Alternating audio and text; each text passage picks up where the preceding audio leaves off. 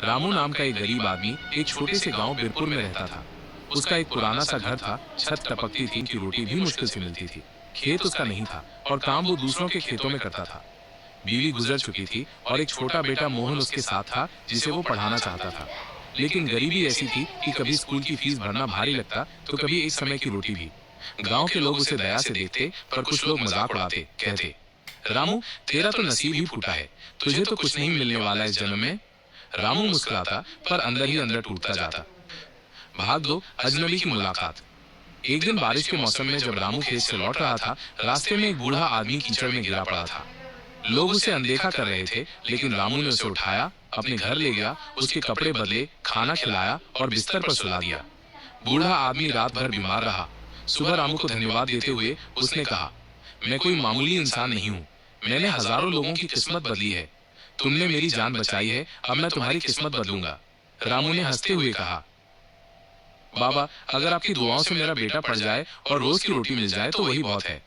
बूढ़ा मुस्कुराया और बोला, रात को जब चांद सिर के ऊपर हो तो गांव के बाहर पुराने पीपल के पेड़ के पास जाना, वहां तुम्हारा नसीब तुम्हारा इंतजार कर रहा है। रामू को यह सब एक कहानी जैसा लगा, पर उसने तय किया, एक बार आजमा कर देखेंगे। भाग 3, रहस्यमयी रात।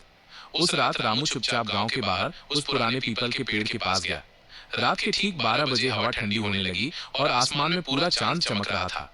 अचानक एक जोरदार सी रोशनी उस पेड़ के नीचे चमकी और जमीन फट गई। वहां से एक लकड़ी का संदूक बाहर आया। रामू डरते हुए पास गया और संदूक खोला। उसमें थे सोने के सिक्के, एक जमीन की रजिस्ट्री और एक खत। खत में लिखा था, जो सच्चे दिल से किसी की मदद करता है, उसके लिए ऊपर वाला दरवाजे खोलता है। ये दौलत अब तुम्हारी है, लेकिन इसका सही उपयोग करना। रामू को यकीन नहीं हुआ, लेकिन सब कुछ असली था। भाग 4, बदलती जिंदगी।